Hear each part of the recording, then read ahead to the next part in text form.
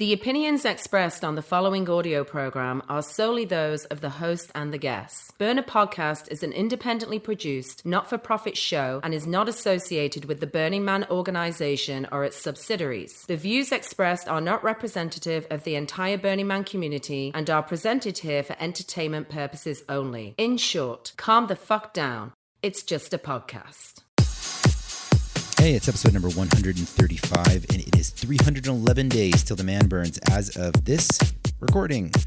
It is our second episode since Burning Man 2022. We did our annual chat with Halcyon on that last one. I shared in that chat with Halcyon that, not counting that one Burning Man where I had to leave early for an unrelated medical emergency, this was the first re-entry I've ever had in which I did not, shoot out into the fucking stratosphere with energy. I have this weird thing where normally I feel so fucking good and filled with so much energy immediately after Burning Man that I find myself driving around and listening to country music. No idea why. It's not something I listen to the rest of the year, or somehow I'm just so over the moon after Burning Man that I'm like, yeah, America. I don't know what it is. This one, though, obviously to some extent with the assistance of the Rona, but not fully attributed to it. It was a very, very slow re-landing into default. It's been amazing. I do feel powerful shifts and clarity and all that spiritual crap that I go for. But re-entry was arguably pretty much the equivalent of the ass kicking that Burning Man 2022 itself was.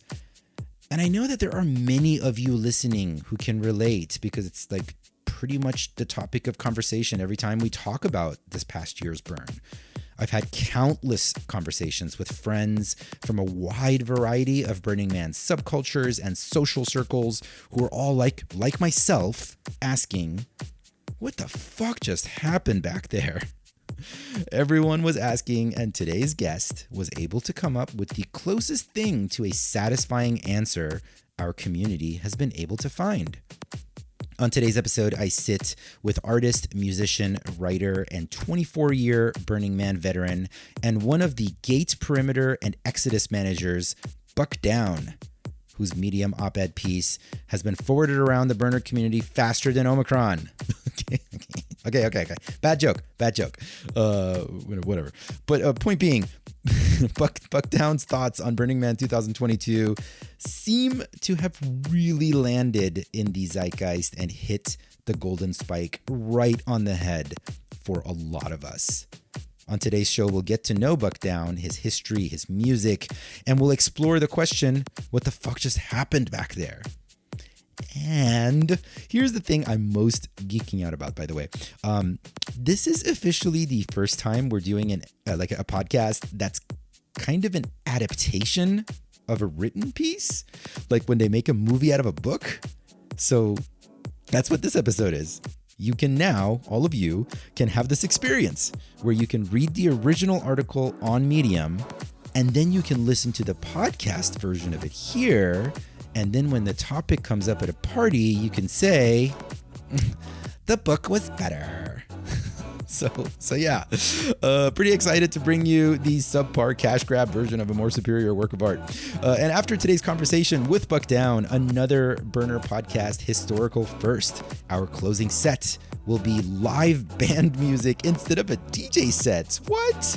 Buck Down was a co-founder and member of The Mutator, a rock band, which was a very big fucking deal on Playa throughout the 2000s. You'll get to hear all about how Burning Man birthed a successful touring band in the default.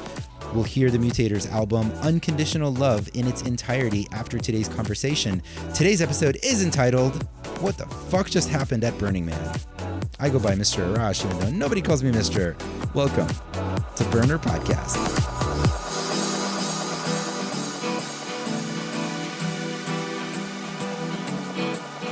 On the first part of the journey, I was looking at all the life. There were plants and birds and rocks and things. There were sand and hills and rain.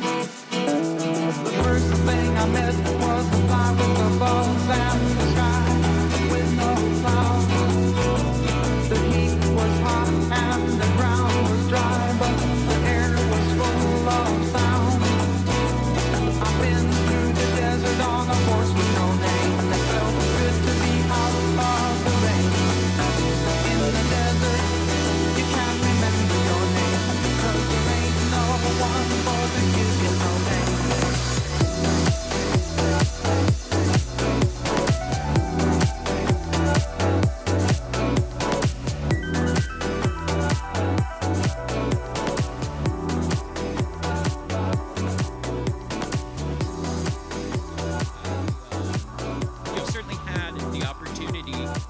see it coming.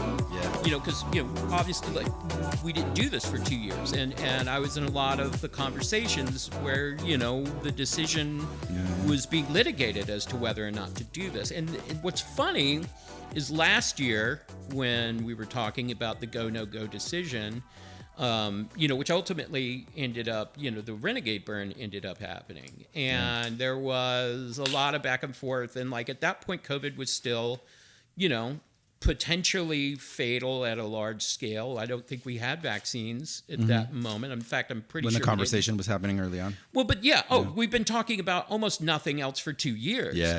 Within the Burning Man's talking head. When's the next Burning Man happening? Yeah. Well, yeah, I mean, we definitely, it was on the table both years. And, you know, obviously the first one was a tough decision. The second one may have been a tougher decision. You know, for a number of reasons. Obviously, you know, Burning Man's continued survival. Burning Man, by the nature of its uncommodified business model, doesn't have necessarily predictable revenue streams beyond selling tickets to this event. Right. So taking years off is, and it's not like Burning Man socking up a bunch of money somewhere. I mean, this thing obviously functions pretty close to the bone. You can get on the website and you can see its financials. Like nobody is necessarily getting rich off Burning Man. I've actually always felt like that right there should be an episode where we literally, because I remember when that was happening, when that conversation was happening and the org was like looking to raise money, there was a lot of people that were like, if you can't hold on for one more year, what are you guys doing? Well, and I mean that we can have a whole other conversation about that, because there's definitely, as the event goes on longer and becomes bigger, those two things become, you know, pulling in different directions, which is like, how much religiosity do you have behind decommodification? Right. Most events of similar size have the ability to raise revenue through sponsorships, or you let somebody go vend their t-shirts there. You know, there's any one of a number of ways you can make money outside of just ticket sales. Right. And so Burning Man, all it can do by the nature of the corner we've painted ourselves in is to sell tickets. So do you want to, how much is that? Like the tickets got to get more expensive. And then there's only so many people that the BLM is going to let in. So like there's definitely the seams are straining on this model. And which isn't to say that in the last 2 years really tested that change too. Anything, but to go back to the point when we were talking about whether or not to do this, and like, you know, the arguments were like, okay, well, you know, are we cool with this being a super spreader event?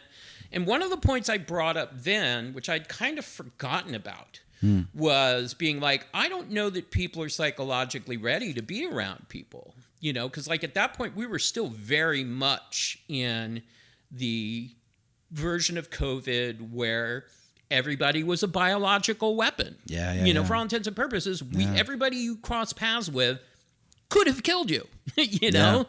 And that's, and like I get into that, the piece that's really antithetical to something as socially intimate as Burning Man.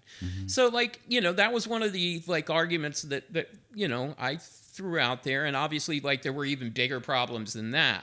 And then Renegade Burn happened, which by all, you know, standards did not turn into like and look, I'm on the record. If you like, I write for BRC Weekly, what used to be Piss Clear, and there's a whole thing in there about me being like, you guys are going to get yourselves all sick, you know, and I'm not going. And, you know, Adriana, who's the editor, was like, fuck that, I'm going. And like, so I was all like doom and gloom. So I lost that one, which I was glad to be wrong about. So when that went off, at least facially without a hitch, I think I kind of tucked that argument away. Like, oh yeah, maybe people are going to be okay. But that was not it this year. And I think that you felt like because the Renegade went off relatively okay, that that people wouldn't get sick as much on this one? No, I was more worried about what we just went through, which was the psychology of the hard shift between living kind of in our own houses, atomized from each other, and like the idea of social interaction being potentially fatal. Right. You know, like don't underestimate how bad that fucked with everybody. And that, like I get into the piece, I think is a lot of why this year was grueling. Is it atrophied the muscles that we use out there, the most, like community and like of course it's a hard place because everybody's like, oh, the weather sucked. Yes, the weather did suck, but it's always sucked. Oh, well, we're getting older. Well, we've been getting older this whole time. Like there were all these things that are compelling because I did the same thing that everybody else did. It's like, what's missing? I came back and I don't have the feeling I usually have. And look, and I've been doing this 25 years, God. Yeah, absolutely. And this is the first time I've had bad years, quote unquote, at Burning Man that, like something terrible happened or, but they were still, I learned stuff. I would go back and do them again. I didn't walk away from any of them going, like, here's the thing, like I've always said about Burning Man, it's like, you don't get what you think you're going to get, but you always get something good. Yeah. And this year, I don't know that the something good was the kind of satisfying thing that we're accustomed to. Because I think that it is a large part of the payoff of doing this is the satisfaction of shared struggle, So like, why did the shared struggle? I mean, we struggled just as hard. Yeah. Why didn't that pay off? And I think what I come down on is that like there is some abstract thing that because we all kind of got into the everyone for themselves or you're going to die mentality, which bears a lot of resemblance to the thing we came out there to get away from. Right. Like the idea of recreating society to be more interdependent rather than independent. And again, like to go back to the thing, like part of why Burning Man got to be what it is for a lot of us, which is like this sort of substitute for religion or community involvement is because the way American capitalism has presented itself to everyone is that this is you take care of you take care of yours, that's your thing, and you don't have to worry. If everybody did that, then we don't have to worry about each other. It's that sort of libertarian wet dream that will never actually come true because you just can't do it. We're tribal apes, like we're monkeys. We can't do this by ourselves. And what Burning Man always had done was presented us kind of this place where it took your privilege away. Like you can't survive long as an asshole out there. You just can't. Like there's no amount of money that can protect you from a dust storm permanently. Like, yes, you can have an RV, but your luck's going to run out. You can shield yourself from hardship out there, which is progressively, I think, one of the things that's eroding what we used to all get out of this event, 15, 20 years ago, or was easier to get. Right. But yeah, like the idea of not trusting each other for 2 years, like the idea that like you and I right now, if this was 16, 18 months ago, both of us are being like, where I'm sitting here 6 feet away from somebody without a mask on, like, is this motherfucker going to kill me? Yeah. I don't think anybody banked on how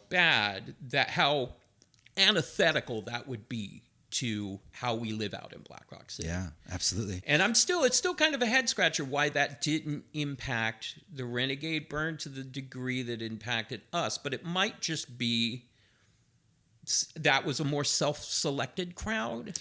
It was definitely did that. Did you go? I did go. Okay. Yeah, and so I can tell you that speak to that. Yeah, and even like last year, Halcyon and I did like our annual tradition where we talk about this last burn, and it was definitely more. It was obviously a lot smaller. I can tell you that just even on a physical level, it was a much easier like physical environment. The heat was not as punishing. Unfortunately, there were fires nearby, so they kind of like blocked the sun a little bit and protected us a little bit. Oh, so yeah, that's right. we kind of benefited from that tragedy a little bit. Yeah, physically, we actually we commented multiple times to people around my camp, like that this was like the easiest burn we've ever experienced. You want to know why? This is why I think why. Yeah.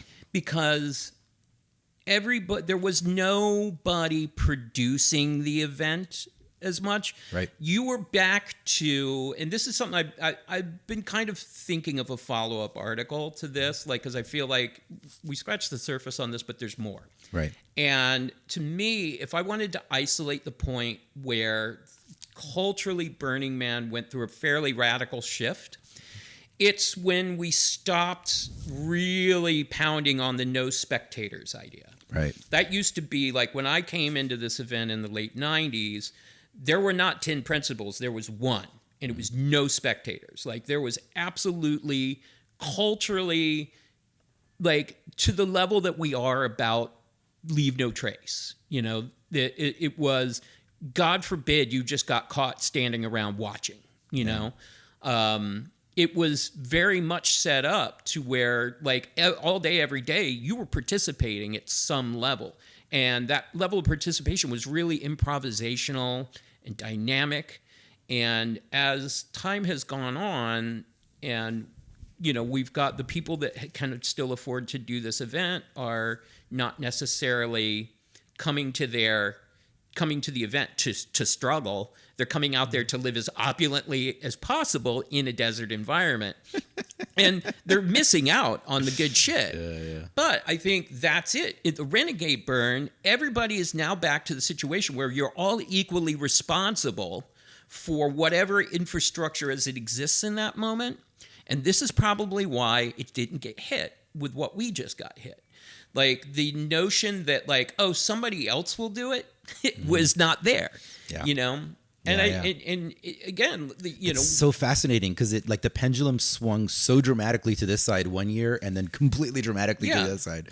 But I think there's you know, as somebody that was like on the record as being like pretty anti-Renegade Burn, I was like, you'll learn your lesson, kids. It's harder than you think. But you know what ended up happening is people really remembered their training. Yeah. This was the community had been trained to do exactly this kind of thing, and they showed up. And I bet you, like, I don't know. We were all just as surprised by it, by the way. Yeah, well, here's the thing. I guarantee you the people that chose to go to Renegade Burn were people that were more trained. Yeah. This probably wasn't as appealing to, yes, you know, a bunch of tech bros that are going on a bucket list vacation. It was not Instagram worthy enough. Yeah. It was not. Yeah, that's it. And I think that's the difference. And that may be one of the thing I want to get into in the next article is like the kind of erosion of that incumbency to be participating. And I think we've kind of changed what participating looks like or sounds like or is.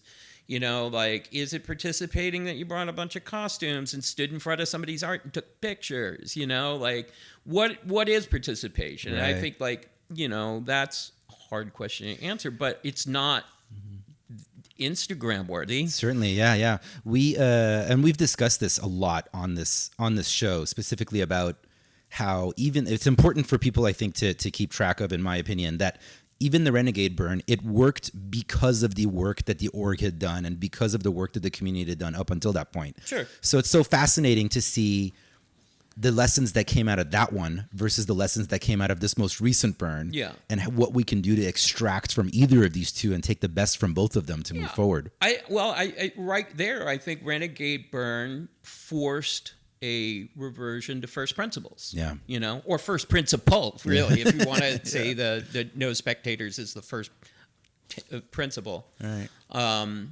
I think, you know, what is the strain on Burning Man is this was not thought out to be a long-term. This was nobody's business plan. Yeah. You know, this is like this is mission creep. This was started off like, hey, we can't burn this thing on Baker Beach right now. I know a spot where we can take it, and like, you know, it goes for 10 years in that thing, and then eventually as more people start coming and then somebody dies, and it's like, we should probably make some rules. Yeah. You know, and then like, which is totally good, you know, totally right. And then there was a kind of middle period, I would say through the early 2000s, where it was sort of the sweet spot. And I think that Burning Man's ticket sales model and volunteerism labor model was pretty workable at 40,000 people. But like when that starts cranking up to 60,000, 70,000, 80,000, and then, people have less disposable income. I get into the article about how housing costs totally changed. Who can go to Burning Man? Yeah. And so, like that you start seeing this kind of shift, that is like, there's like, nobody's to blame because God knows there's been an argument over who's been fucking ruining Burning Man that goes to 1994. There's always somebody that's been ruining Burning Man.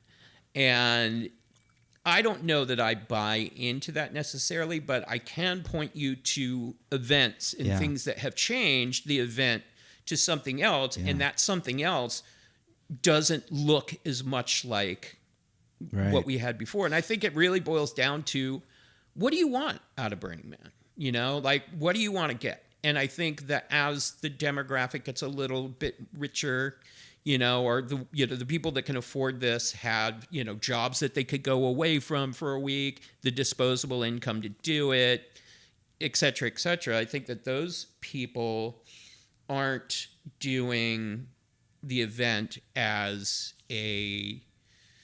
again, like this exercise in the denial of privilege and this exercise in shared struggle.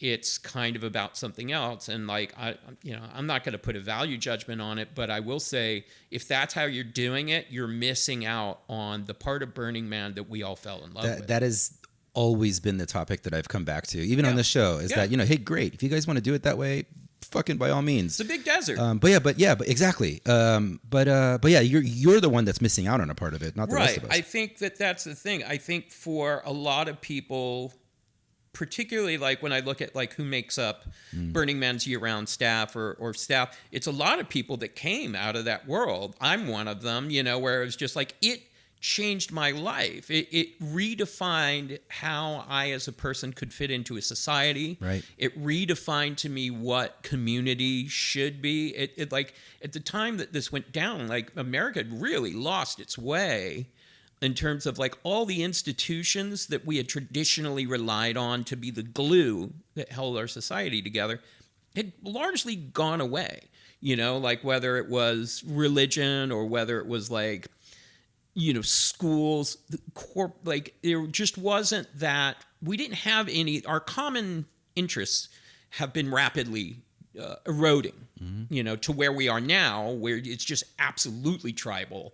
We're, for all intents and purposes, in the middle of a civil war right now. So just to back it up, a lot of what we consider to be procedure out there for how something is done was literally just two people like coming up with a bullshit solution so that you could go back to having fun as opposed to like fixing something at Burning Man. Right. And then you all go home. This is like the fact that Burning Man is not a continuous production arc means that like these bullshit solutions that were like, by the time you get back there next year, it's not remembered as a bullshit solution so much as like, oh yeah, no, that's just how we've always done it. Oh, like, yeah, that's how we've always done it. Yeah. Or somebody like the person that maybe came up with it's gone, and then the new ding dong that's got to do their job is like, yeah, I think Sparkle Pants did it this way, and it's like, okay, and it might not be the best way to do it. You're saying in the article it's an oral tradition. It is. I mean, we are basically like we've reverted back to a Bronze Age culture. God, that is amazing. Yeah, that's so spot on. It's been interesting, being here for 25 years, and it's what's amazing. People are amazing.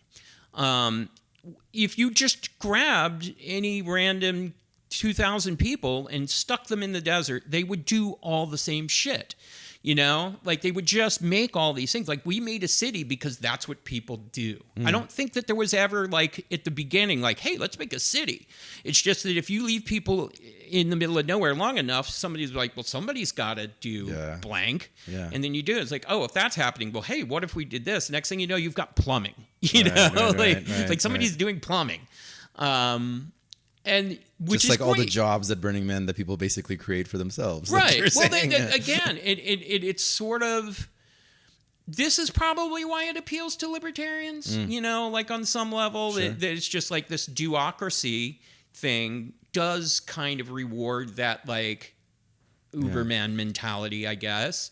But moreover, that like, it does provide all these places where you can get in, where you fit in. You can fail laterally at Burning Man for a surprisingly long time until you find the spot that you're perfect at. Right. Whether it's working for the event or just going to it, like eventually there's enough holes in the ground to where you will be the perfect size to fill one of them. And then all of a sudden your life takes on a level of meaning it never has before.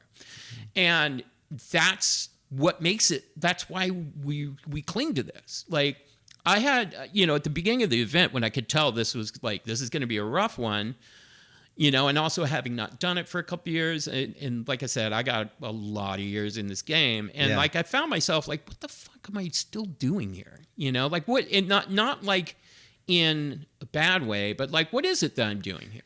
What is it that I'm getting? Right. And I came down on that for me personally, it's about 100 people that I have worked with out there for, 15 years or known for some part of that 25 that are the same people I see every time. And while I can see those people outside of Burning Man anytime I want, I can't see them the same way. Mm-hmm. I'm not sharing a city with them. And what I love is like these 100 people, maybe it's 150, are just amazing. They're amazing people. And moreover, Burning Man has given them the place to be the coolest version of themselves, the most useful version of themselves. And that absolutely goes for me too. No, and this is actually an excellent transition because I wanted to, the first kind of excerpt that I wanted to ask you about, I want to spend a few minutes kind of getting to know you just a little bit more.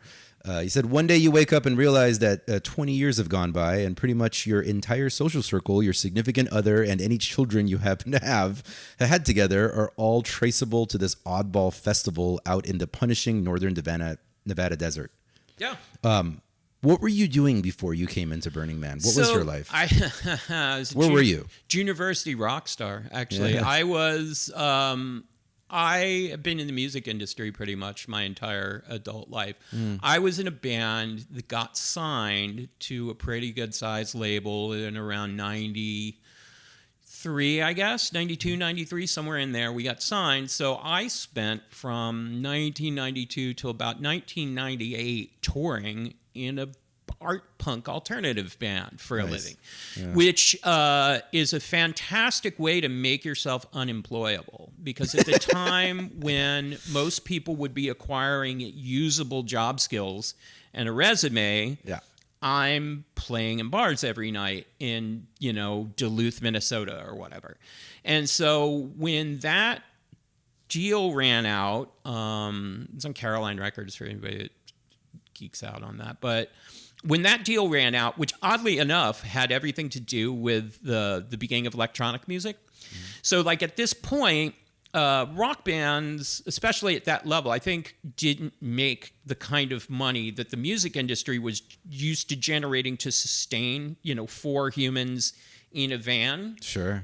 So at that time, that's like the beginning of like things like Fatboy Slim and the Chemical Brothers, like the kind of the first, electronic music to get the same label I was on, signed like Fatboy Slim and all these other things. And I think when the label got sold to somebody else, they just looked at the balance sheets and went like, oh, 4 guys in a van loses money, but one guy that can make a record in his bedroom and doesn't have to tour anything, that is a phenomenal return on investment. So they started prioritizing that and dropping the rock band. So now it's like 1998, and I'm a person who's basically just been again, junior varsity rock star. And like, there's not a lot of great job opportunities. I was on the East Coast and I got a gig through the guy that had produced the records that I was in, hooked me up with the job being a tour manager and front of house sound guy for a band called Unwritten Law from San Diego. Oh yeah. And Seeing Red. Yeah. So they flew me out. I did a tour with them. It wasn't great, but it did get me out here, and on one of the plays was in Los Angeles. at the Roxy Theater. And like, this was kind of the beginning of the summer.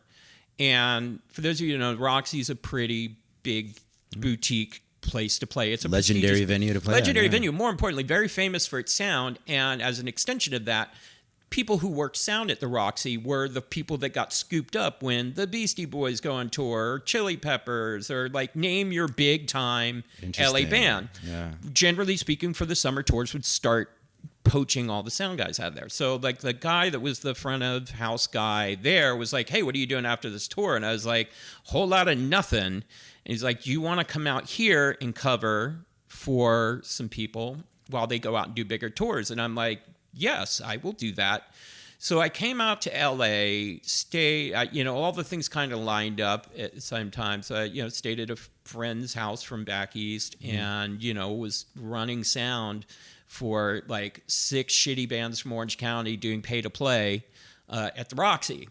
And so like I hope one of those bands isn't listening and bursting into tears. I mean, like it was like back in the day, like that was the thing. Like to play at the Roxy at that era, you had to cough up $250 in tickets that you sold, quote unquote. But more often than not, it was like, oh, you borrowed $250 from your mom, and so to say you played at the Roxy. And part of my job was to be the asshole at the door to get the $250 from you before you could load your shit in. Oh man, as an artist, that must have been extra crushing. Yeah. Oh yeah. No, it wasn't great. Like these were not high dignity years for me.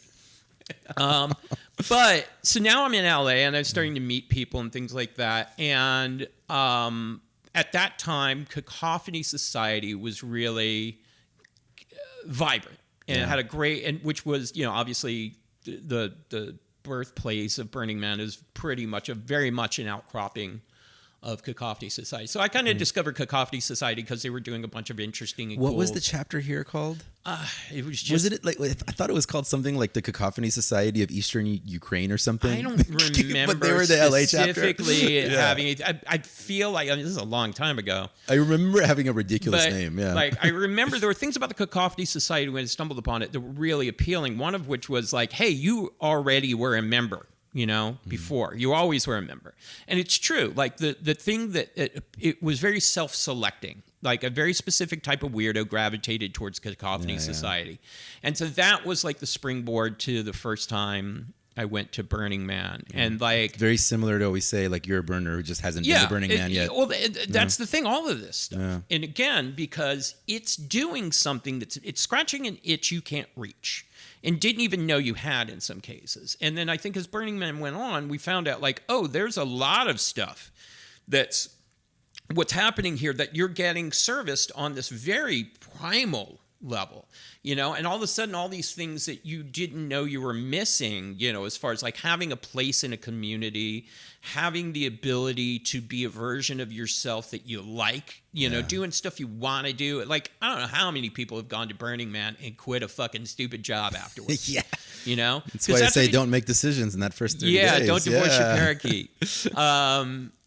But yeah, like it's very good at making you realize, like, what am I doing? And I think that's at every level every year, the Burning Man still does have that ability to make you realize, like, wait a minute, it could be different. And the trick is you make that portable to your real life. Like you can't necessarily, Burning Man is not capable of servicing that in its entirety year round, but it can sit there and hold a lot of space and give you the thing to springboard. The trick, the hack, is like taking what you learn out there and then being able to apply it to how you move about your world outside. Right. Which is totally a way to do it. And especially if you live in LA where like this town will let you do anything. Yeah. Like you could say whatever crazy shit you like, oh yeah, I do this. And LA's like, okay, cool. Like people will take seriously some real bullshit arts occupations, which That's again, why when I came here. to LA, I didn't think I was good. Like I never expected to stay in LA. I figured I was only going to be there for a few months. I never thought I'd fall in love with it. Yeah. But for all the shit that that LA takes, this is the most creative town on earth. It's an arts town. Mm-hmm. You can make a living as an artist here, yeah. and that it's funny how Burning Man has always been like, oh, a San Francisco thing. In reality, and LA has never been represented to the same level, but it's no surprise that Burning Man would find purchase among freaks in LA, right. because it's very transitive. And it's also like, again, it's also easy to take what you learn at Burning Man and put it into a professional context outside of it. Absolutely. Yeah. And LA, it's interesting observation that I've had from spending time with communities around the country and coming from San Diego. LA's burner community is not like as centralized as like a place like San Diego's is, because like in San Diego it's a conservative town. Yes, it so is. when you find the weirdos, you're like, yeah. Then when you find the weirdos, you hold on, you don't go anywhere. LA is filled with fucking weirdos, and they're spread out all over the place. It's decentralized. Yeah, and the sprawl does make it harder. Yeah. To have, to pull like focus like you can in a place like San Diego or San Francisco, where all the fish can swim in the same direction, as opposed to here, it's just fucking chaos. Like you can be in a group of people, get on the outs with it, and then never see any of those people again. There's so much sprawl here. Let me ask you a real quick, what was the primary shift that you personally experienced about what next step you would take in your career after falling into the Burning Man world? I mean, aside from working for Burning Man. Before you started working. So for me, like going there and like I said, I had kind of fallen out of being a performing artist and more had just been banking on like doing sound guy jobs and being a tour manager and like still having like work in the music industry. It just wasn't as an artist. Right. And I don't think I wrote any songs for a while. I wasn't in a band.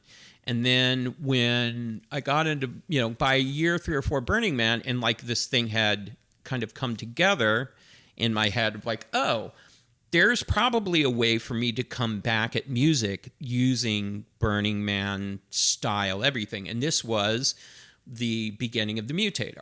So the Mutator was really just one guy setting up drums in the middle of the dirt. And then like other people would come along. It's like, can I play drums with you? Sure. And so like for the longest time, it was just kind of like a pickup thing that, we just bring a bunch of drums out, like shitty pawn shop drums, set them up in the middle of the dirt, start playing.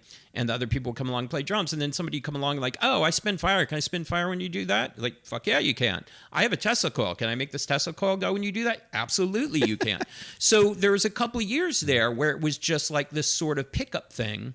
And we discovered it was sort of like a Lego set. You could stick anything on it. And at the time that this was happening, music was kind of collapsing. The music industry was collapsing. This would be around 2001-ish. The advent of like Napster and digital stuff. The music industry did not do a good job adapting to this medium, to the digital old world guys. Yeah. And so what was thriving was rave culture, early rave culture, especially late 90s rave culture in LA. It's like when I was working at the Roxy, you'd have a signed band to like Warner Brothers Records would struggle to put like 50, 60 people in a house.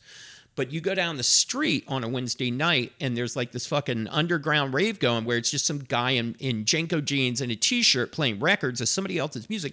There's 600 kids packed in there and they paid $50 a piece for it. And so like there was an entire like millennial, like as the millennials were kind of coming into their own, one of the observations I made was like these people, so when I was coming up, you would go see your friend's band play, or you'd be in a band and you go play. And that was kind of like the nexus of the social life. For these people, it isn't about a band. It's like you have a friend that DJs. Right. And so like I realized like there's a whole generation of kids that aren't seeing live bands. And when we were kind of tossing around forming the Mutator, one of the things we arrived at is like the first band that comes along and figures out how to be appealing in this environment is going to fucking kill it. Yeah. And also at Burning Man, the other thing is a terrible place to bring a band. This is the other reason. Like the hegemony of electronic music has largely happened there by default. Like it doesn't take much to execute it. You just need some amps, a couple speakers, and a playback medium, right? That's doable. And most of that stuff can survive in that environment pretty well. And it sounds good out there too. Like it's a great acoustic environment. But whereas doing a band, it's like a lot of delicate stuff, and it takes forever to set up, and it's a real crapshoot, and it's super labor intensive. So obviously there weren't bands out there. So we were like, let's just steer into this and not just make a band. Let's make a ridiculously large, labor intensive, over the top display of a band. So next thing you know, by 2002, 2003, the Mutator is 30 people. And it's like everything. It's giant pyrotechnics and it's aerial stuff happening off of cranes and, 500 gallons of propane and like there's fire spinners and all this stuff. And so it was a very big over-the-top display. Yeah. And it took. We were the biggest band at Burning Man because we were one of the only bands at Burning Man at the time. I think the only other two I can think of from that era who also did good for themselves was the Extra Action Marching Band and the Mermen. Who were like kind of a surf rock band that was like closer to the beginning. So all of a sudden, this also happened to coincide with the beginning of social media. And Burning Man was now kind of becoming an international thing. So like you had regionals. This was the beginning of the regionals network. So this is how I started becoming more involved with Burning Man as an organization, particularly through Steven Raspa, who saw what we were doing and was like, hey, you guys can be the ambassadors, of this stuff. So we didn't have a label. We didn't have anything like that. But what we did have was Burning Man had like the LA regional and the San Francisco regional and the Diego regional and like go down the line. So all these places started doing their own regional events. And what we would do is we would go play at the regional event, So like, hey, that band you like at Burning Man is playing at whatever. And then as that kept, because like by the time Mutator got big at Burning Man, like it would be 14,000 people at the show. And this is when the population was like 30,000. Like It was that big of a deal. So like we had, as they say, market penetration. Like we became a very recognizable thing that was attached to Burning Man. So what it made it possible to do was to again, this is very beginning of social media, very beginning of listservs and things like that. But Burning Man built like this network that kind of predated, I guess we had Friendster and Tribe happen shortly thereafter. So it kind of plugged in. So that became the way So you were kind of like one of the earliest sort of art collectives that got to ride that wave of Burning Man's expansion. Yeah. Oh, which we is were like, right at the sweet now spot. It's such the norm. Yeah. Like to have artists who have, DJs, for example, that go on the Burning Man tour, basically, like regional stuff, and build their audience that way and are making money in default. Well, and the thing was, we were a product of it. Right. It wasn't like we were a band that came to Burning Man. We were a band that came from Burning Man. Like we were like born in its soil. Yeah. When we were on tour, whenever we'd introduce ourselves on stage, it was like, we're the Mutator. We're from Black Rock City. We were never considered ourselves an LA band. We were a Black Rock City band. And I think people really appreciated that because it became, people like it when something's theirs, like this is my shit. This is my culture. Yeah. And so that's what we do. We just go play regional events and we could show up into a town we'd never been in before and get on the Denver at burningman.com thing and be like, hey, we're the Mutator, the guys you like, we're coming to your town. And it'd be packed, lying around the block. Everybody's dressing like a freak. And there would be theme camps in booths at the shows. People would really make their little Burning Man inside of the venues we were playing. So we got to skip a lot of the hard parts of being a band. We never played for small audiences. It was always 1,000 people. That's incredibly cool. So and we rode that till 2012, It actually transitions perfectly to this because one of the other quotes that I had saved here was, to know what really changed at Burning Man, and you referenced this earlier, you don't need to look much further than the runaway housing costs in LA and the Bay Area of the last 2 decades. Link for me that era that you were just describing, where Mutator was coming up, to this observation of where we're at right now at housing costs, and how that's affected it. Burning Man, Mutator was sort of at its apex, and maybe Burning Man too, around 2008. It had really become you didn't have to explain to a stranger what Burning Man was by 2008, 2009. Like people knew it had people that had not gone there knew what it was, and generally it was something as reductive of this is where people. Can I say I think maybe more here in LA you didn't have to, or like some of these circles. I can tell you that until very recently, I still have to regularly explain it to people. But I mean, they weren't dropping Burning Man's name on like Stephen Colbert's show. I remember like there was a show called Malcolm in the Middle that had like a Burning Man episode. Like it was starting to the stain was seeping into other people's houses.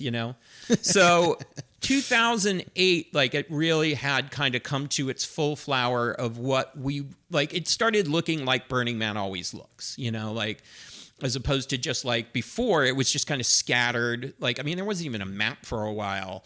But like the city started taking its shape into like what we know now. And like the temple started becoming a thing, like all these sort of like the culture really started defining itself into a predictable shape, as opposed to being something that came from inside and came out. It was more, it was existing and iconic enough to where you could come from the outside and dip in. Right. So I think that's a thing. Number two, the housing crash in 2008 had a huge impact. So in 2008, when everybody's money caught fire, that definitely set into motion what would become the taking everybody out of the housing market that was like a normal human and leaving only investment buyers as people that were positioned well enough to go. Like some people could, like in 2008, everybody's money was so fucked, like if you had a house, you were fine if you stayed in it or whatever. But when all the houses that were on the market by 2008, the only people that could really afford to buy them, rich people were overrepresented. And as time went on, something is worth what somebody will pay for it. Right. And if the somebody will pay for it has a lot of money, then they're going to bend the cost curve to them. And then when other people come along and started seeing like housing as a place to shove money into, again, like we learned exactly nothing from the 08 housing crash. I can tell you that. All we learned was like, oh, then only the wealthy now are going to get to do this. And so you can start seeing this upward trend, especially like San Francisco got it worse first. Like there was a lot of angst in San Francisco of people watching their city disappear in front of them. Oh, yeah. And a lot of it came down to the fact that there were certain people that were overpaid, that now were buying everything and had bent the cost of things, particularly as it relates to housing, farther and farther out of reach of, say, somebody that was like a little bit more of a roustabout, Burning Man used to be a lot more people that were just like kind of outsider artists and found a way to stay out of a regular job because you could do it. Oh, we all live in a warehouse somewhere together and like, I'll get a job doing something at Coachella and then I'll trim weed and then I'll work at Burning Man. And then like, there was kind of a way you could do this sort of roustabout lifestyle without necessarily having to get a real job. But what that as the cost of housing started escalating, that became less and less the ability. And so like you have this mass exodus from San Francisco out to Oakland to kind of buy some time. Same thing happened here. Like as the neighborhoods, like someplace like Silver Lake suddenly became out of rich people. And then like, oh, well, we'll all go live in Echo Park. Well, now anytime hipsters come in and move somewhere, the next thing that happens is the cost of, like artists will move to a financially depressed area, and then next thing you know, like it ends up gentrifying itself. Yeah. They call it, who is it that said artists are the shock troops of gentrification? They sure the fuck are, man. Yeah. I can point you to 10 neighborhoods in LA where this is fascinating. This is something I've always seen at Burning Man too. That week and a half of Burning Man is like watching a microcosm of gentrification in action. Oh, yeah. It starts out with like the rough and tumble that are out there to build like, DPW's out there, the folks that are really doing like the roughneck work. Yeah. And then the artists are there building some of like the earlier art projects. You're seeing the city go up little by little. And then you get to the final weekend and it gets to like the fashion burner, the LA like weekend warriors showing up. It's so funny because like, especially in the worker culture, gay culture, DPW culture, there is sort of this antipathy towards, the participants. I like to call them the taxpayers personally. But my friend Dylan Blackthorne had the best, like, because, it became very, vogue to like shit on participants. It's like, you guys are gentrifying, ruining this cool thing. And Dylan had this thing, it's like, man, you can't have the circus without the rubes, And like, that's why I've always, kind of like the messaging I've done internally in gay. It's like, yes, man, there are plenty of them that are doing it wrong. And yes, they, because when you work at gay, if somebody's doing it right, you won't talk to them at all. You just, here's your thing, you're gone, you're cool. Your entire day is consumed by like the worst cases of not having their shit together or out of their minds. Somebody that's been up on meth for 5 days building their crazy penis sculpture and broke up with their girlfriend on the way home. And then that's what we're dealing with. Yeah. And like they've lost everything. So it becomes really easy if you're doing that every day to start thinking like everyone at Burning Man sucks but me. Sure. Yeah. But yeah, I think that's the thing is like, what I tell people is like, listen, man, those are the people that are bankrolling our good time. And I think what you started to see is a lot of taxpayers. Fuck, that's amazing. Yeah, so I call them the taxpayers. This is landing for me right now.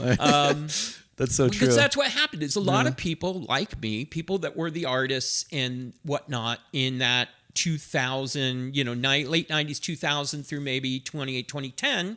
When this was a lot easier to do as a lower middle class person or on lower middle class money, as housing costs started chewing up all of our money, because like I said, like it used to be, I pointed this out in the article, like you used to be able to get by paying about 30% of your income towards shelter. It's like 76% now if you're somebody of the same means from that time. Yeah. So that doesn't leave a lot of leftover money to go fuck around and build something that you're going to blow up,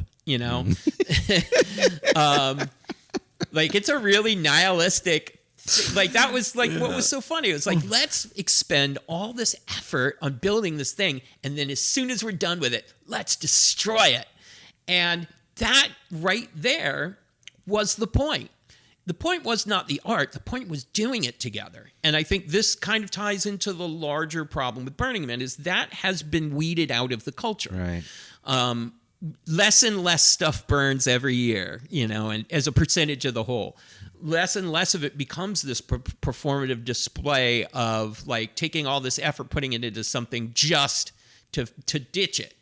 And like that kind of decommodification was a totally different kind of like we decommodified the value of a finished piece of art and valued the process of making it. Yeah. And I think that is like, if you want to talk about a major sea change, that is where I'd point right at that. Aside from like the financial things, but moreover, like the ability to do work for work's sake, to make art for its own sake and not as a brand building exercise or this is my excuse to get good placement, know. So like, that's a huge cultural shift. Yeah. No, that makes complete sense. I was kind of like going down the list. You'd mentioned that you said that Burning Man found itself the dead center of a Venn diagram of the overlapping interests of anti-government radicals and government itself. Yeah. Burning Man has always had a very tenuous relationship with the landlord, the Bureau of Land Management. And in the beginning, there was a lot of like local antipathy towards this. Like, obviously, if you're the kind of person that lives in Gerlach, it's not an accident.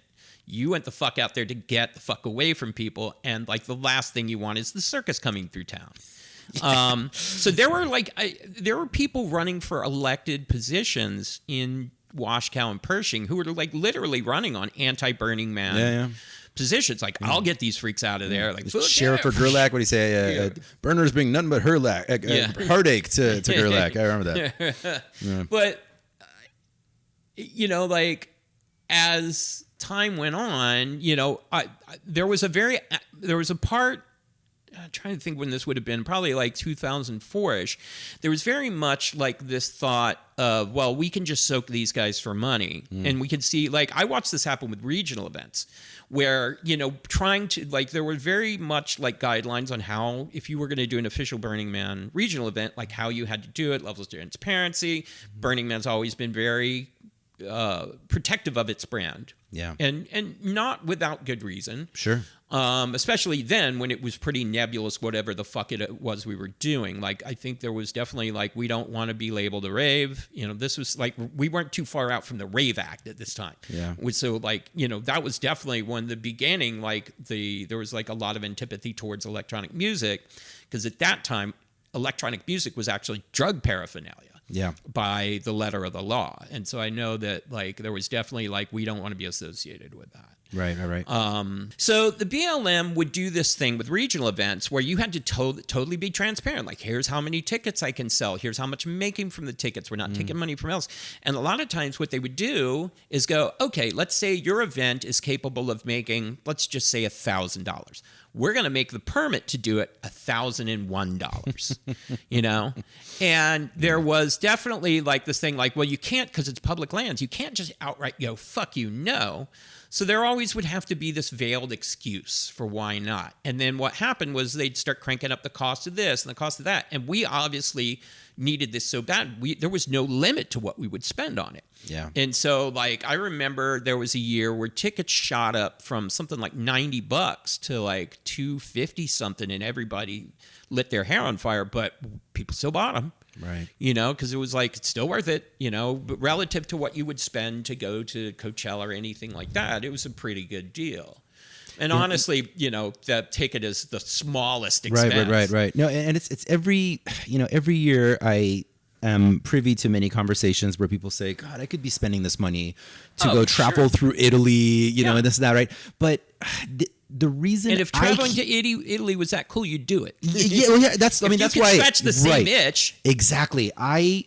I travel places so that I can find the kind of people and the kinds of experiences at Burning Man that I get to impact all in a single week. Yeah, I think the mistake people make in there is confusing Burning Man with a vacation. Right. It's not. Oh, yeah. It's not a vacation, man. Yeah. If you were trying to think of that, like, this is the dumbest place in the world to take a vacation. Yeah. But why it's paying off is because you're going to do something there more than that. You're going to be a part of something. And, you know, that kind of ties back to that. So with to tie back to the BLM, so the BLM is now ratcheting up the cost. And as more people are coming, Burning Man, in order to keep paying these bills, got to raise the ticket price because it doesn't have another way to do that. So it's like, okay, well, we got to get more people. And then so the BLM can set the cap on how many people. So really, they have Burning Man over a barrel.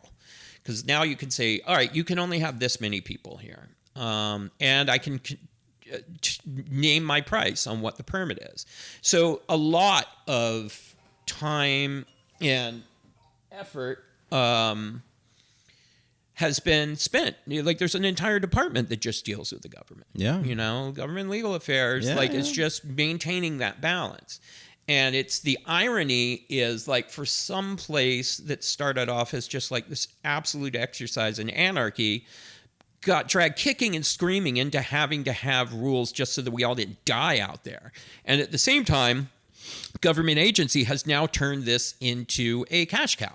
Sure. And like, every agency that you can imagine that could make an excuse for why it needed to be there did. You know, you got Pershing sheriffs and Washoe sheriffs, and like the ATF came around for a while. FBI, like, there were all these agencies that were just like, I will take some, because like apparently we're just making it rain with the money. And how many different law enforcement agencies are out there? Oh God, somebody else would know that better than me. But I mean, like, there's definitely like 6 or 7 at least. Yeah, well, I mean, you have the unnecessarily. BLM itself. The 3 that I definitely know is the Washoe County, Pershing County, and the BLM. And then at different points, other wings of the federal government. I've definitely seen people out there in FBI windbreakers and ATF windbreakers before. I'd see them less, but there was definitely a run. And that relationship has definitely gotten contentious, leading up to the whole debacle right before COVID with the environmental impact statement. I don't know if you remember that whole... I don't. Oh, so right before...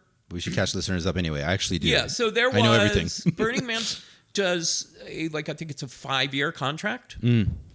with the BLM, where we pay we establish what the rules of the game are going to be between us and them for 5 years. And a lot of the BLM's justification for its jurisdiction is done under the auspices of being stewards of the land.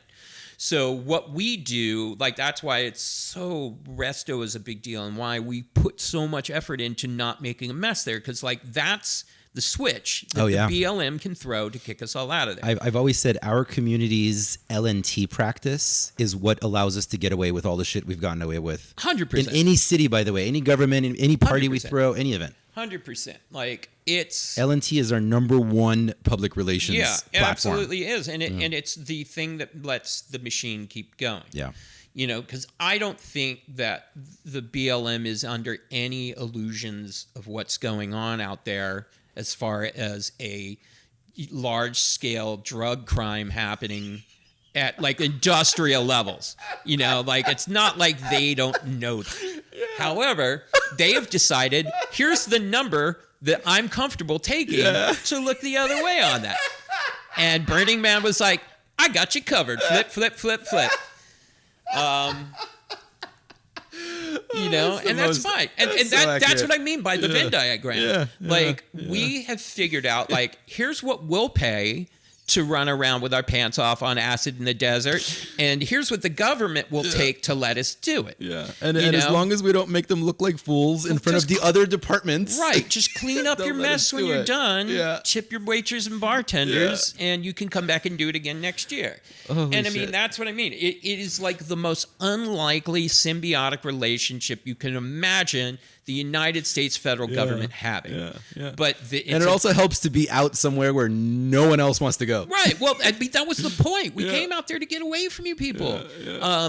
But the BLM's got to think it's getting over. It's holy shit, we just monetized the most useless tract of land in the entire lower 48 states to the tune of millions of dollars a year, to let people use their own land. That technically it's ours, it's only by scale that they can even get away with charging us in the first place. So this is 4th of July works without a permit because technically the campsites are 50 feet apart. There's an actual amount of space that you can be away from each other to where you can just say, oh, I just came out to camp and so are all these other people, And I mean, I suppose that has to be scalable. If we all just had 50-foot bubbles between the campsites, could we fill the entire thing and not need a closure permit? I don't know. I mean, but people got pretty clever at the Renegade Burn too about same thing. This is my shade structure, but it's like a stage. Yeah. 100%. But again, it's the same thing though. It's kind of you let them go because the other giant chunk of money that they're going to bring in, once this thing clears up, it's worth it. Yeah. And also it's hard for them to staff a law enforcement thing to this, it's still the BLM, especially during the Trump years, they choke those guys off because the red hats don't they're still butt sore over Bundy Ranch. So they're cutting off the BLM's funding. At one point, I think they ran the BLM out of Washington, D.C. And moved them to somewhere North Dakota or someplace. And that was a deal breaker for a lot of people. So I know they were definitely pretty understaffed. Amazing. So again, that's kind of the thing too, is they don't have the ability to police that event to the degree you would say something else. Right. And which, thank God. Yeah. The thing is so the crime rate at Burning Man, such as it is for an event of this size is shockingly low. Mm-hmm. Now, does that mean that crime is not happening? No, it also depends on what you consider a crime. Yeah. If they wanted to decide they're going to go on full-on drug busts and they didn't mind stepping on the Constitution a little bit to do it. I mean, they could just erect a fence around there and we're all in jail. Oh my God. That's it. My friend Johnny America had this great thing where he's just if they wanted to, they could just come and build a fence around the whole thing and then we're in jail there and it's a penal colony and we just make public art for that goes in front of courthouses. You just gave a great setup for a sci-fi movie or something, man. But I mean, it's. again, like it is amazing, like the overlap there and the intersectionality. That was the word I was looking for. The intersectionality of interests. I want to move to this year. You said spending 2 years. This is from the article. Spending 2 years in atomized isolation in a world where death itself was inevitable, airborne, contagious, and likely to come from someone you love is some hard shit to lay on people, especially for something like 24 straight months.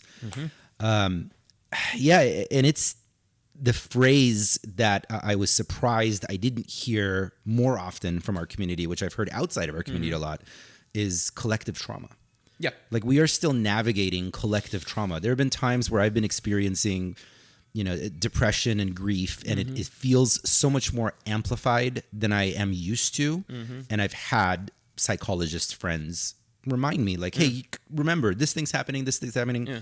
Also, we're all experiencing collective trauma, and it's something that's hard for people to process. Well, and here's the interesting thing too, because like, again, shared struggle is a big part of what makes Burning Man go, and what gives you the goodies of like, hey, we did it together.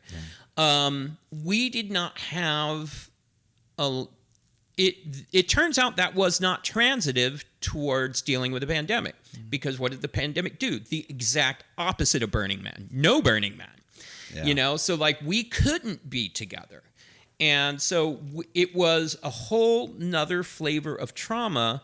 The tools that we got from Burning Man of how to collectively struggle wasn't transitive to. Yeah. And when we went out there, it made everything that we were used to struggling together that much harder to do. Yeah. And you said it atrophied those muscles. Yeah, it did. Like it, and also like, again, like it made all the things that were, existential problems like the weather or, all the things that are normally the shitty things we're overcoming out there. It was so bad that it detracted from our ability to do those things. That's what a vortex, a sucking vortex, the pandemic was psychologically. And because we didn't go through the pandemic together, we didn't come up with tools for dealing with the pandemic like we would come up with tools for how do we not die from exposure? How do we come up with a way to feed ourselves? Like we had so much Burning Man was like seeing some potentially life-threatening problem and working together to solve it. And we couldn't do that with COVID. Yeah. And so when this happened, like there would just, it erased so much of that language, and to the point where it made it leaked over into other things. Yeah. Yeah. And it's, I had an observation, and I had somebody, it seems like there was more trash on the ground this year. Yeah. I was seeing a lot more of it, and somebody was pointing out that's because of how windy it is. Yeah. Weather definitely paid it. We had like those 3 or 4 like 14-hour, 20-hour dust storms. Right. Did you think that it was about the same, or do you think there was an added? Because when I read this section of your article, that's part of what made me think about. Also, like when we were breaking down our camp, some neighbor popped over and said, "Hey, do you guys want what are those hexayurts?" He said, "Hey, do you want some free hexayurts?" And we're like, I found them at the trash fence. Well, they basically left them. They were a camp that left them. And when I was sort of breaking down on Monday, riding around, I did see sort of a lot more people having left things at their camp, which I feel like there was more of it this year. Yeah, well, I don't have numbers on this. I could be pulling this out of my ass. It's apocryphal, and it would be unsurprising because think of how many people actually had to leave early from contracting COVID. Right. This was one of the things that we were kind of like, what do we do when 2 people show up in a car together, one of them gets COVID and has to leave, and either somebody is going to be left there without a car, or somebody is going to like be stuck with somebody's stuff. Yeah. So I would say some percentage of that, I don't know what it is, but some of that's from that. Also, I think as far as the trash everywhere, it was the timing of those really bad dust storms. They happened at really early parts of the production. It's one thing to have your shit set up, battened down, and then Old Testament wrath of an angry God happens to camp when everything's put away. If you're just pulling stuff out of a truck and all of a sudden God smites you, then yeah, of course shit's going everywhere. Yeah. You know, It's so fucking accurate. Yeah. Yeah. We had this just happened in the past like 48 hours. San Diego's regional burn just canceled. They just, as it was getting closer, my understanding is that they couldn't clear enough brush at the land that they were going to do it at. I'm completely out of the loop on what's going on in the San Diego community at this point, but as an observer from the outside, I was kind of looking at this going like, I wonder why they didn't kind of reach out to more of the community to show up. I wonder, like, and there's like a lot of like online bitch fests happening. There's a lot of anger. Yeah, it's the fuel that Burning Man needs to survive. We burn it like coal. Right.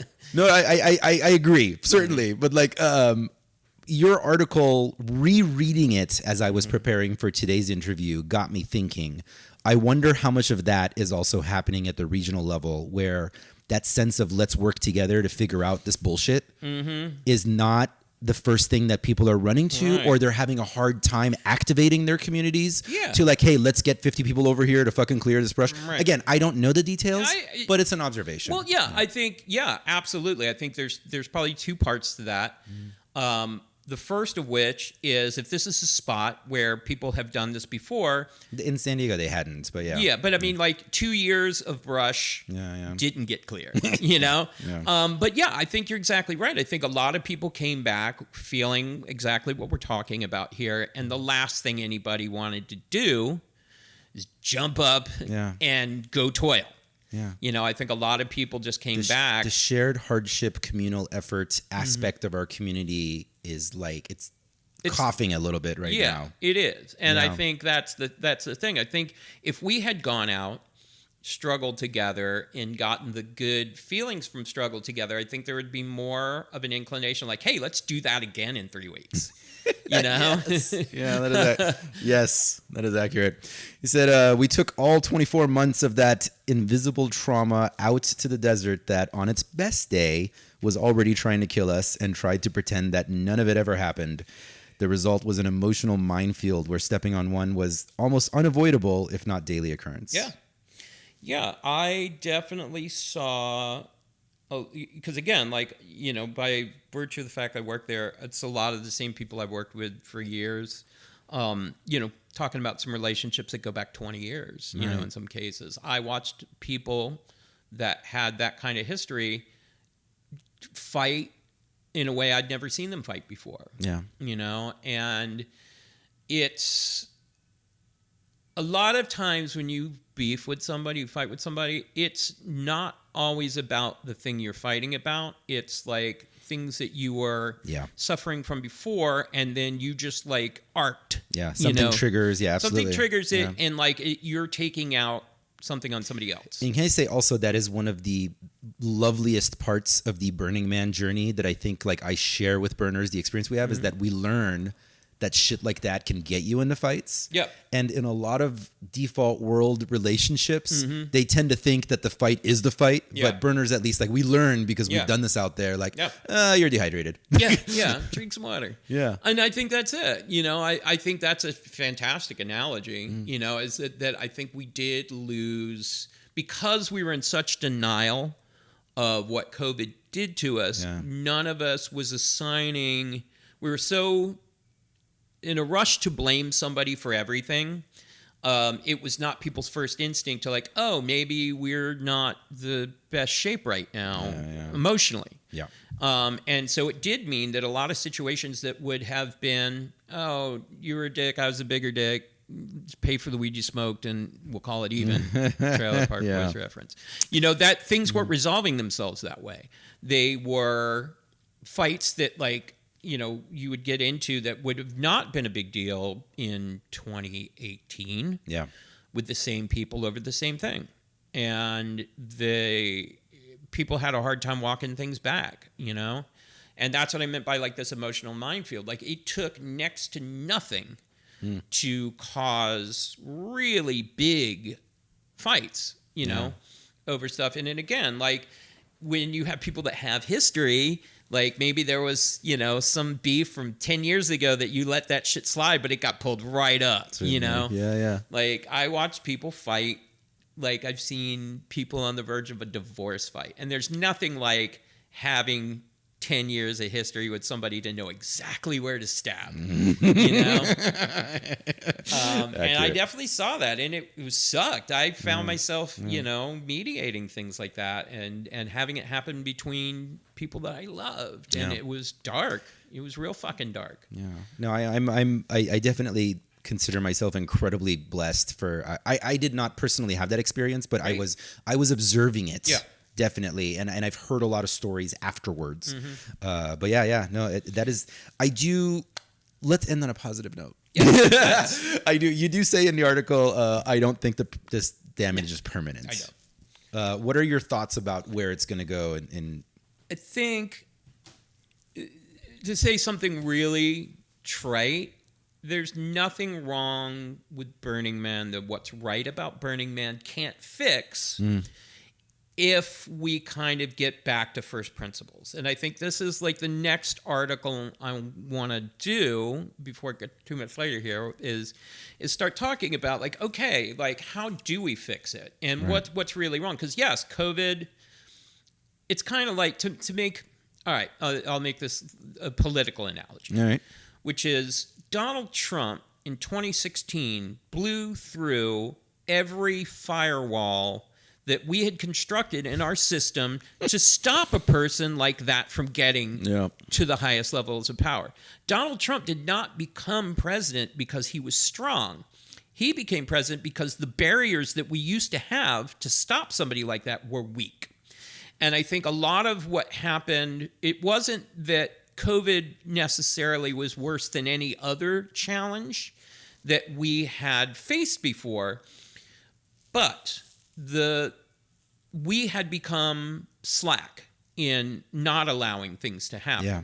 Like I said, it's a mission creep out there. So like a lot of these things like to go back to like, you know, the changing demographic and like, you know, who can go out there can afford to not work, you know, who can now afford to go out there and not struggle, you know, and like as we started losing those tools and like more and more people became people from a post no spectators world, you know, something like COVID.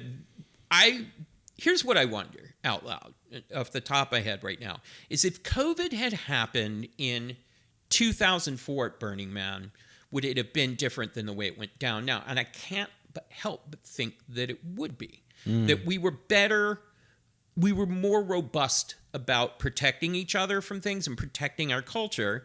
Whereas now I don't see that happening in the same way. When it happens now, it's more this like Bernier than thou performative thing than anything else. Yeah. And, you know, because that's what it became. You know, because again, like this change happened so slow, you know, and again, it's all these things. It's housing costs. It's like people working harder for less money, and some people like getting super overpaid and having the ability to like, oh, I'm going to pay people to make my camp for me, you know, like. Yeah, we have contract workers. We have, I can tell you when I started this show 10 years ago, I would get like emails from international burners, like coming to their first burn. Yeah. And they were like apologetic about renting an RV. Yeah. Because they're like, well, I feel like it's cheating. Like now it's like completely normal. Yeah. And I don't know that staying in an RV at Burning Man is like the worst thing, but I'm trying to get one myself. Yeah. No. I mean, look, dude, if I had to, I'll be straight up, man. If I had to live in a tent out there, I'd be gone in 36 hours. Yeah. I think a lot of people, especially finished this last one and went like, I'm either not going back or I'm getting a fucking RV. Yeah. But my point being, I remember there was at least like this like thing, I don't know, 10 years ago that I think just watching how the culture has shifted. Yeah. I think that, you know, I'll go ahead and drop this on you, which is one of the things that some of us have been talking about inside, you know, baseball and some of the work groups is what if Burning Man, like we got to get the number down. You know, like it's obvious to me at 80,000 people, this model starts breaking down. Burning Man just isn't scalable past a certain point and still be what it is. Yeah. It can be something that rhymes with Burning Man, but I think like the things that we're losing for the sake of trying to pay these bills, you know, and deal with demand we lost sight of some stuff. Right. And one of the ideas that we've kind of floated around to each other is, what if Burning Man, instead of being one 80,000 person event, what if it was two 40,000 person events separated by a couple of weeks? To where now executing Burning Man isn't as grueling on everybody that has to do it. Right. You know, and we can go back to like, because that's one of the things for people that work there, man. It used to be like you could do your Burning Man job and still go to Burning Man, you know, and have fun. Yeah. And that has become harder and harder to do depending on what your job was. But to the point where like there's so many people now that I work with that, again, came from that old school, like where it's like, okay, well, if you want to keep going to this event, you got to work here. Yeah. You can get paid to go, you know, poorly, I might add. But like you could still like, okay, I can justify like hanging down at the gate 2 miles away from the greatest party on earth in a cloud of exhaust fumes and dust, because when I'm done with this, I'm going to get to go rage at Burning Man, you know? And like that's the fact that that's kind of gone away and got harder because the labor ask logistically of executing an event on this scale, you know, we didn't necessarily have the money to staff it the same way. Like the ask gets bigger, but the amount of people that we can afford to pay is not proportionate to that. Yeah. And there's only so much you can ask a volunteer to do, you know? Mm-hmm. And then you got to keep getting fresh volunteers, and retention is hard if like the thing you're asking, like I said, resembles what would be punishment for shoplifting in a third world country, you know? Yeah. So I think that like there's got to be a way to do this to where we can kind of get it back to a little smaller, a little bit more participation, an idea. This is so on point. I was having a conversation with Scott Froschauer the other week. He's the host of Build to Burn podcast, and of course, the artist, huge build lead at Burning Man and stuff. Yeah. And we were discussing, because Burning Man is, of course, like it is this, you know, this radical thing, this hippie thing, this, you know, out there desert thing, right?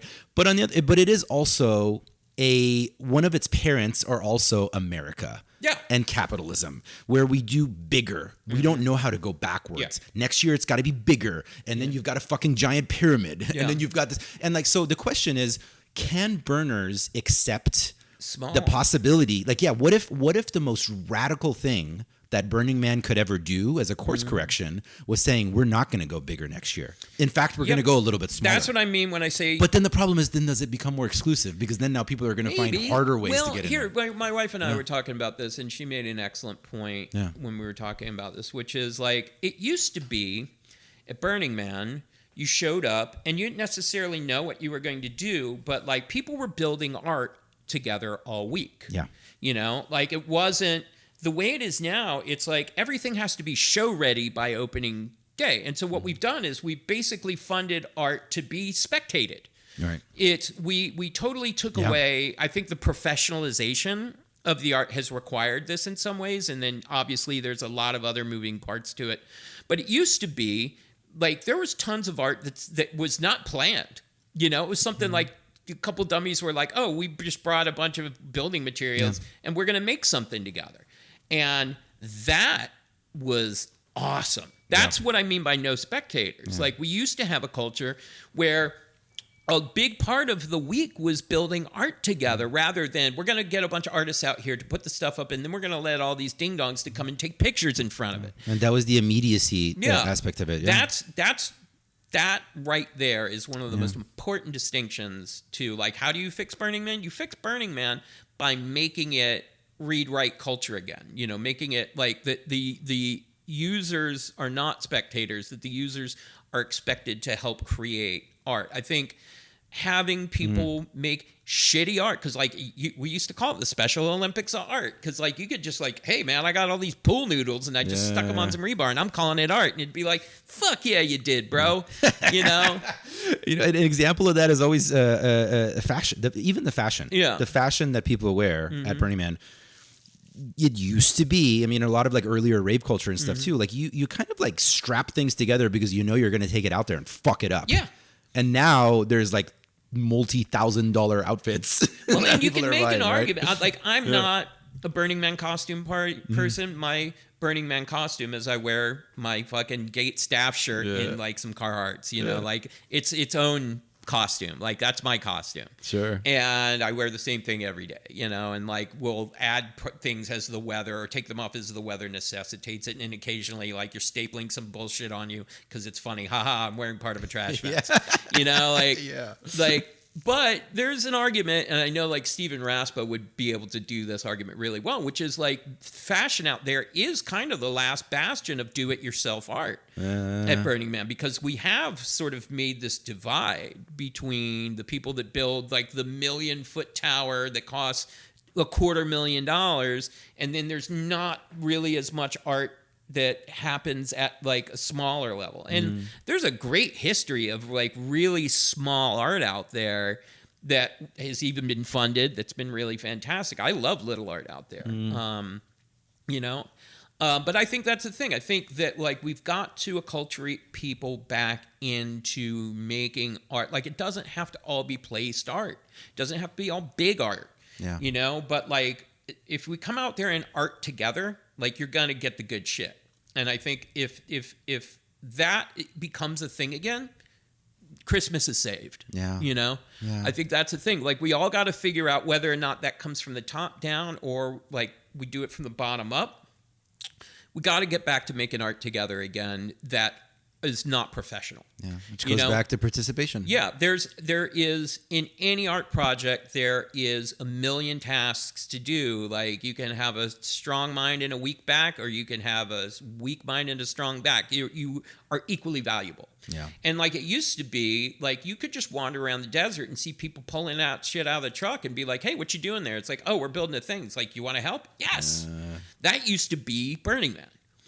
Which is if like it was the fucking devil's workshop, like, idle hands could always be put into use of making something that became part of it and that gave people ownership. Yeah. And I think that's the other thing is like that ownership doesn't exist anymore at that scale. So like, if you want Uncle Buck's prescription to save Burning Man, like, that's what's got to happen again. Like, people got to be more invested in building the culture, the art, or, and it feeds into the immediacy thing, and not this, like, it's okay to make a piece of art that sucks on Instagram, Like, I think there should be more art that, like, it actually would be super funny is to make a bunch of bullshit art and then put like sparkle ponies in front of it taking pictures, like this reverse photo bomb. Yeah.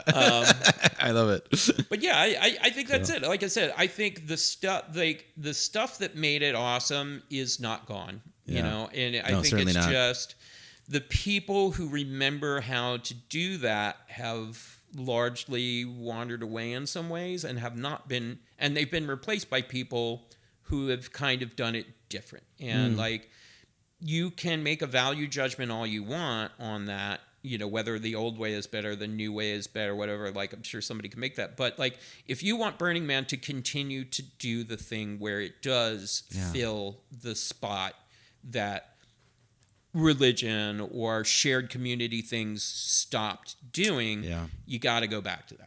Yeah. And if we do that, we're great. If not, maybe we stretch this out a couple more years and it just becomes Coachella. We buckle under and have to take corporate money, or I don't know that it'll ever come to that. But, I think everybody got their ass kicked, and I think now it's on all of us to go, okay, great. Now what do we do with this? I think that's what I put out in this article was to go, okay, here's what happened, but I think there's a step beyond that. Yeah, fuck yeah. Buck, thank you so much, man. Dude, I really, really appreciate it. Thank you for letting me talk your ear off. Yeah. Thank you for your years of service to the community. It's been an honor. Thank you for everything. Thank you for all the work you do. Thank you for the article. Thank you for sitting with me. It's been amazing. And I am excited to, do another. This is episode 134. Congratulations on that, by the way. That 134 podcast is a lot of work. It is a lot. It's a lot of work. It's so this will be another first. Is that instead of playing a DJ set, we're playing a live band album. Yeah. So I guess what we're gonna play is the Unconditional Love. Unconditional Love by the. I'm Mutator. holding the CD in my hand. Yeah, back in from the days when it used to be on CD. Do you have the digital version of this you can send me, by the way? I've got MP3s I can send to you, but by all means, hold on to that physical copy. But so is a blast from the past. So this record was the final record that the Mutator did. And it's a lot of stuff that had appeared on other records, but like we had kind of changed how we had done everything, and we were this really tight big live band, and we were kind of wrapping up a tour, and I was like, we really should record a record right now of how we sound. Like we got really good on the road. And I was like, now's a really good time to do this. So what we did was we went to San Francisco and recorded at this place called the Westerfeld Mansion. It's owned by Jim Siegel. Used to be Janis Joplin used to live there. It was Anton LaVey ran the Church of Satan out of it. It was the Russian embassy for a while. Like it's been this kind of vortex of whatever crazy thing was going on in San Francisco happened in this house. It's right by the Painted Ladies in Alamo Square, right by actually where Larry used to live. And it's this gorgeous Victorian mansion. It's like 27 rooms or whatever, all period specific. And we went in, we used to stay there when we played at Burning Man. Jim Siegel ran Distractions on Hate, one of the like surviving head shops from the 60s. It was like the only one, so he ran that. But we recorded it in this mansion. All the reverberations and things like that on it were done by microphones on the house itself. There was no like digital spaces used on it.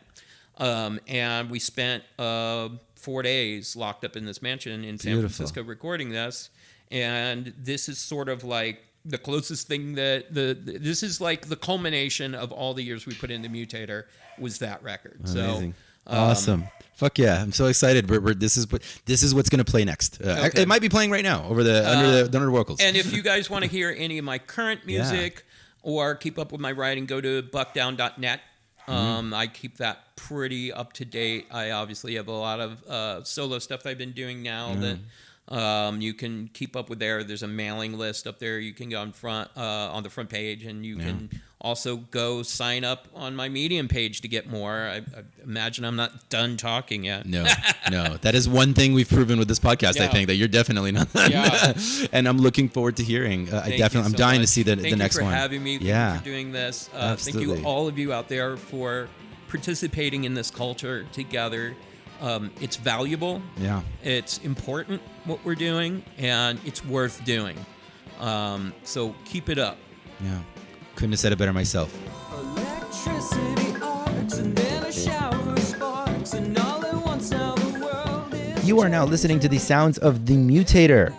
This was a set that was recorded in a recording studio, I guess. But if you were in Burning Man in the mid-2000s or in one of the cities around the country they toured at, you may have had the opportunity to hear them live.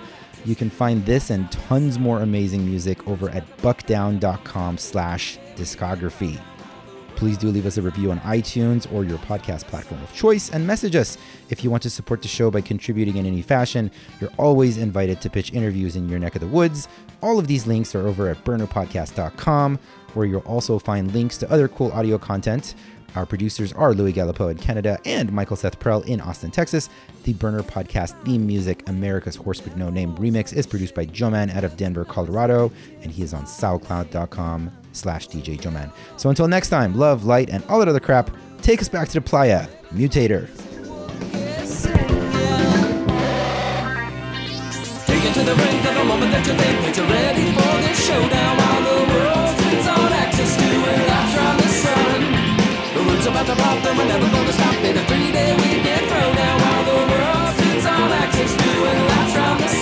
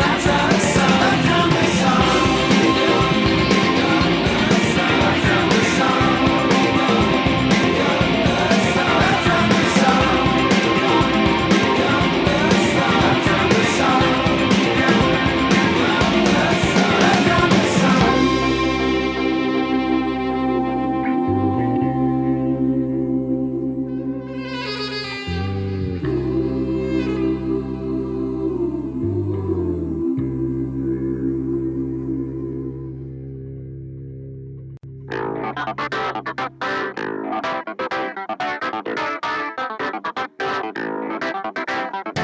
a little more.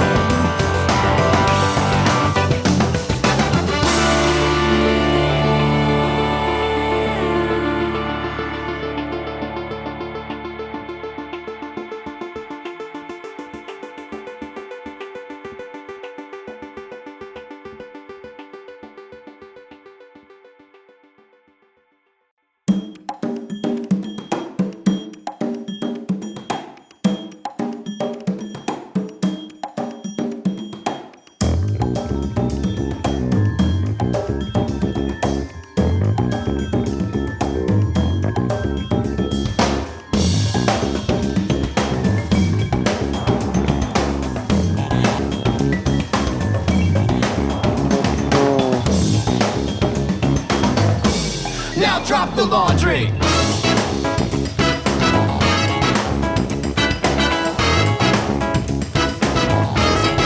Drop the laundry.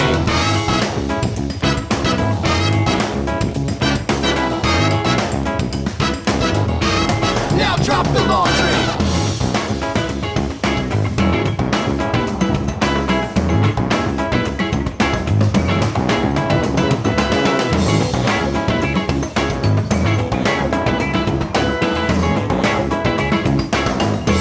Now drop the laundry.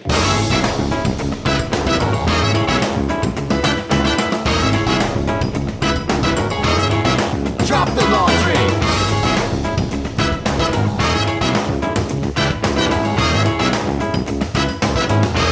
Now drop the laundry.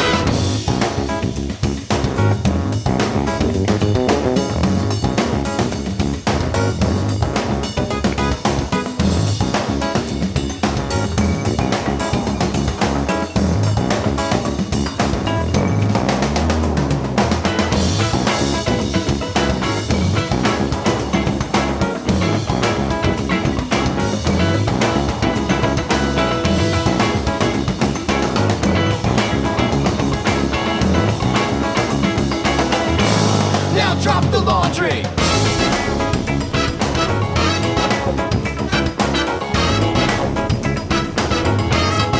Drop the laundry.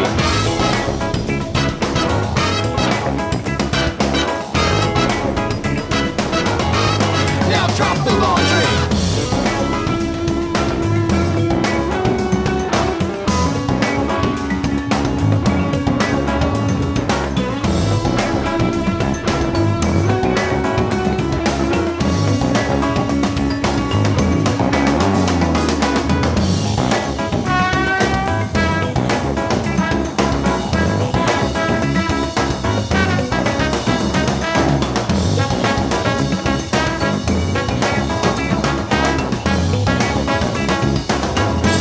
Now drop the laundry.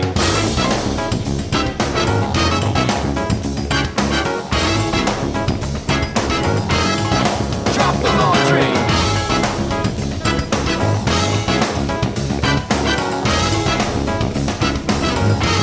Now drop the laundry.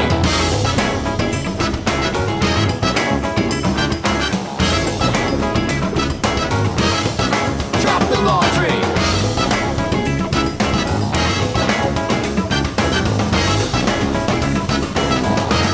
Now drop the laundry.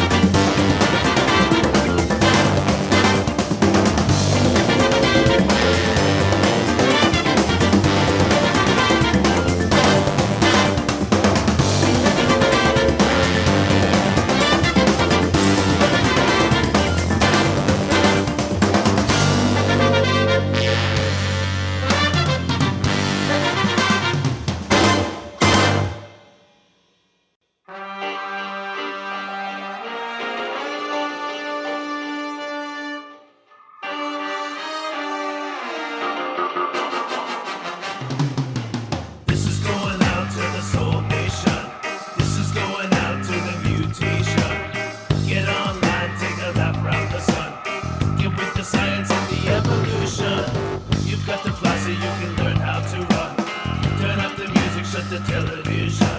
It's the lucky charm from the leprechaun. It's an evolution to the creation.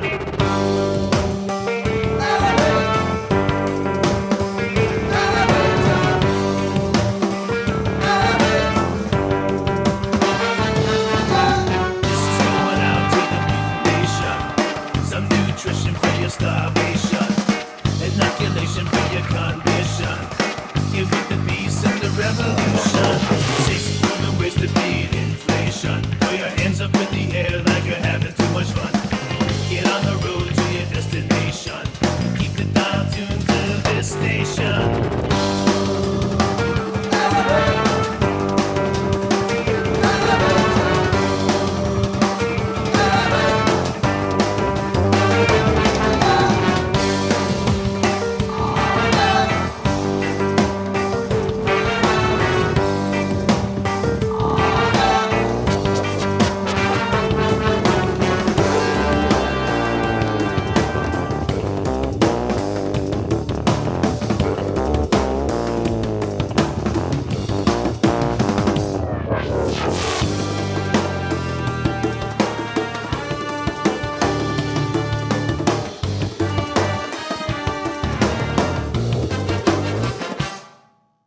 This is going out to the whole nation. This is going out to the soul nation. Get online, take a lap round the sun. Get with the science and the evolution. Right about now, you and everyone gonna rise up to the elevation. 250,000 people can't be wrong. You are never going home from this vacation.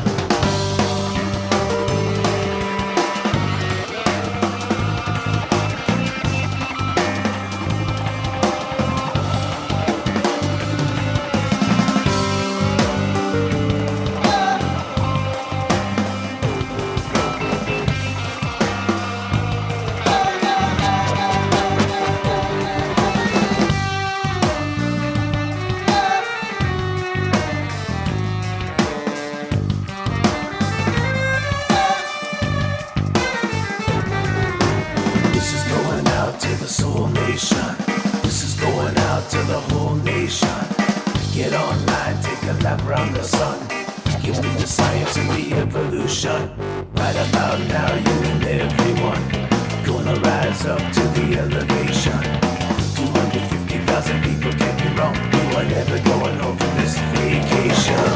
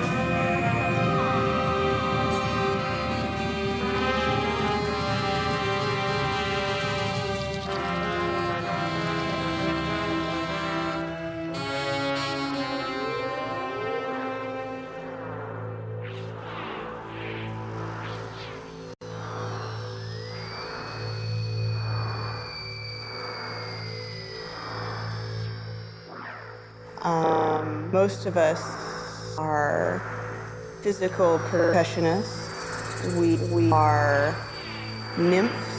We are figments of your imagination, and we are gone, gone, gone, gone, gone, gone, gone, gone, gone, gone, gone, gone.